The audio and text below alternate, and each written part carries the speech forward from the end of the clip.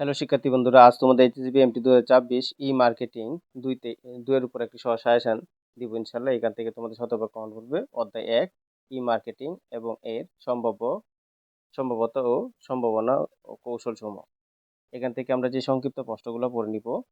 1 নং প্রশ্নটি হচ্ছে ই মার্কেটিং বলতে কি বোঝায়। এটি দেখো বিএমটি বোর্ড 2023 সালে এসেছে। এই প্রশ্নটি তোমাদের জন্য খুবই গুরুত্বপূর্ণ। 2 নং প্রশ্নটি হচ্ছে ই মার্কেটিং এবং ট্রেডিশনাল মার্কেটিং এর মধ্যে পার্থক্য আলোচনা করো। এই প্রশ্নটা খুব ভালো করে পড়ে নিবা। 3 নং প্রশ্নটি হচ্ছে মার্কেটিং ব্যবস্থাপনায় 4PS বলতে কি বোঝায়, ব্যাখ্যা করো। এটি বিএমটি বোর্ড 2023 সালে এসেছে। 4 নং প্রশ্নটি হচ্ছে সোশ্যাল মিডিয়া মার্কেটিং বলতে কি বোঝায়, ব্যাখ্যা করো। অথবা বাজারজাতকরণ মিশ্রণের উপাদানগুলো বর্ণনা করো। এই প্রশ্নটা খুবই ইম্পর্টেন্ট তোমাদের জন্য। 5 নং প্রশ্ন হচ্ছে সার্চ ইঞ্জিন অপটিমাইজেশন কি। এই প্রশ্নটা খুব ভালো করে পড়ে নিবা। 6 নং প্রশ্ন হচ্ছে কাস্টমাইজেশন কি, মার্কেটিং এর গুরুত্ব লেখো। 7 নং প্রশ্ন হচ্ছে এফিলিয়েট মার্কেটিং বলতে কি বোঝায়, এটি কিভাবে কাজ করে। এই প্রশ্নটাও খুবই গুরুত্বপূর্ণ তোমাদের জন্য, খুব ভালো করে পড়ে নিবা। 8 নং প্রশ্নটি হচ্ছে ওয়েব মার্কেটিং কি, আলোচনা করো। এই প্রশ্নটা তোমাদের জন্য খুবই গুরুত্বপূর্ণ। এই প্রথমত থেকে আমরা যে রচনামূলক প্রশ্নগুলো পড়ে নিব।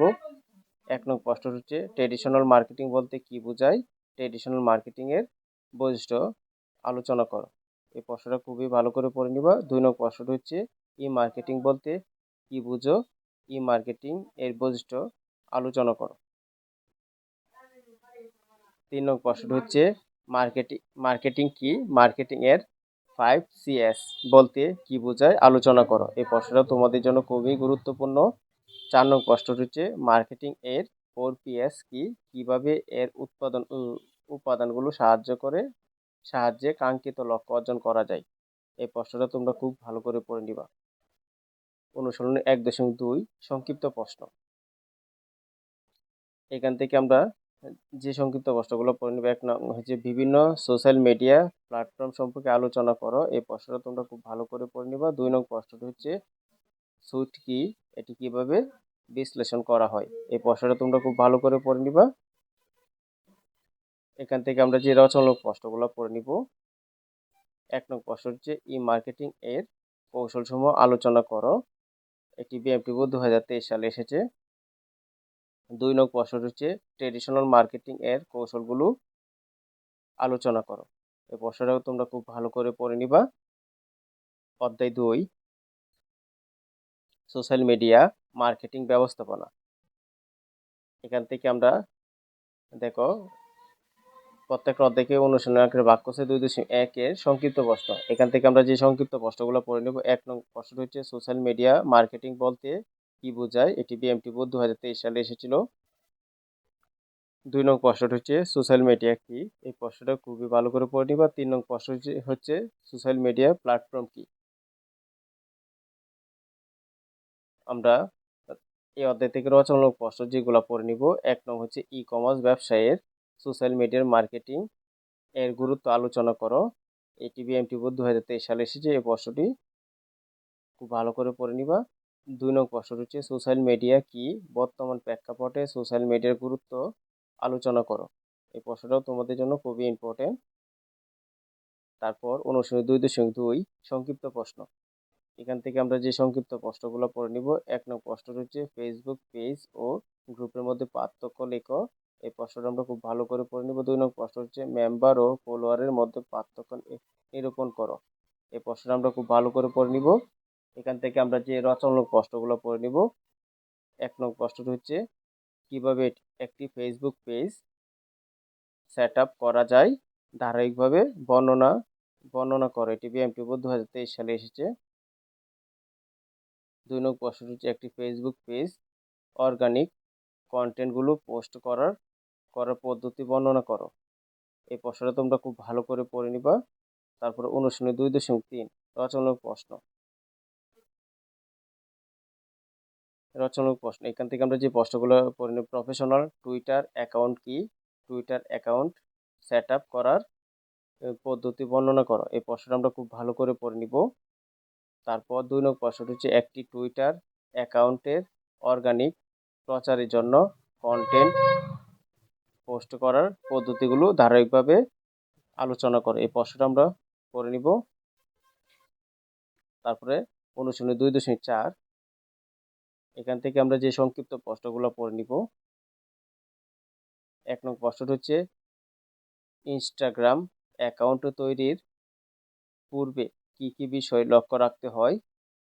এই প্রশ্নটা আমরা খুব ভালো করে পড়ে নিব। তারপরে এখান থেকে আমরা যে রচনামূলক প্রশ্নগুলো পড়ে নিব। 1 নং হচ্ছে ইনস্টাগ্রাম অ্যাকাউন্ট সেট আপ করার পদ্ধতি বর্ণনা করো। তারপর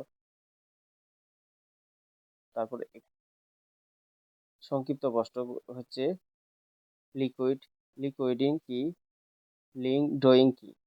1 নং প্রশ্ন লিঙ্কডইন কি? 2 নং প্রশ্ন লিঙ্কডইন জিআইএফ পোস্ট করার পদ্ধতি বর্ণনা করো। অধ্যায় 3 তৃতীয় অধ্যায় থেকে অধ্যায়টির নাম হচ্ছে ইমেল মার্কেটিং ব্যবস্থাপনা। এখান থেকে এই অনুশীলনী হচ্ছে 3.1 মানে 3.1 সংক্ষিপ্ত প্রশ্ন। এখান থেকে আমরা যে সংক্ষিপ্ত প্রশ্নগুলো পড়ে নেব। 1 নং হচ্ছে ইমেল মার্কেটিং কি অথবা ইমেল মার্কেটিং বলতে কি বোঝায়? এটি বিএমটি বোর্ড 2023 সালে এসেছে। এই প্রশ্নটা খুব ভালো করে পড়ে নিবা। 2 নং প্রশ্নটি ইমেল মার্কেটিং এর সুবিধাগুলো লেখো। এটি বিএমটি বোর্ড 2023 সালে এসেছে। 3 নং প্রশ্নটি হচ্ছে ইমেল কি? এই প্রশ্নটা তোমরা খুব ভালো করে পড়ে নিবা। 4 নং প্রশ্ন হচ্ছে মোবাইল অপটিমাইজেশন কি? এই প্রশ্নটা তোমরা খুব ভালো করে পড়ে নিবা। 5 নং প্রশ্নটি ইমেল মার্কেটিং এর ধাপগুলো লেখো। এই প্রশ্নটা তোমরা খুব ভালো করে পড়ে নিবা। এই 6 নং প্রশ্নটি হচ্ছে B2B মডেল কি? বুঝিয়ে লেখো। এই প্রশ্নটা তোমরা খুব ভালো করে পড়ে নিবা। তারপর 7 নং প্রশ্ন হচ্ছে মার্কেটিং অপটিমাইজেশন বলতে কি বোঝো? এই প্রশ্নটা পড়ে নিবা। এখান থেকে আমরা যে রচনামূলক প্রশ্নগুলো পড়ে নিব। 1 নং প্রশ্ন হচ্ছে ইমেল মার্কেটিং বলতে কি বুঝো? এর গুরুত্ব আলোচনা করো। এই প্রশ্নটা আমরা পড়ে নিব। 2 নং প্রশ্ন হচ্ছে ইমেল মার্কেটিং এর ধাপসমূহ আলোচনা করো। এটি বিএমটি বোর্ড 2023 সালে এসেছে। এই প্রশ্নটা খুব ভালো করে পড়ে নিব। 3 নং প্রশ্নটি হচ্ছে ইমেল মার্কেটিং এর সুবিধাগুলো আলোচনা করো। এই প্রশ্নটা আমরা খুব ভালো করে পড়ে নিব। 4 নং প্রশ্ন হচ্ছে জিমেইল কি? জিমেইল মার্কেটিং এর বৈশিষ্ট্যগুলো বিস্তারিত আলোচনা করো। এই প্রশ্নটা আমরা খুব ভালো করে পড়ে নিব। অধ্যায় 4 সার্চ ইঞ্জিন অপটিমাইজেশন ব্যবস্থাপনা। এখান থেকে আমরা দেখো 1 নং প্রশ্নটি হচ্ছে white hat search engine optimisation কি? বুঝিয়ে লেখো। এই প্রশ্নটা পড়ে নিব। 2 নং প্রশ্ন হচ্ছে black hat search engine optimisation কি? বুঝিয়ে লেখো। এই প্রশ্নটা আমরা পড়ে নিব। 3 নং প্রশ্ন হচ্ছে গুগল অ্যানালিটিক্স বলতে কি বুঝো? গুগল অ্যানালিটিক্স ব্যবহার করার সংক্ষিপ্ত নিয়ম লেখো।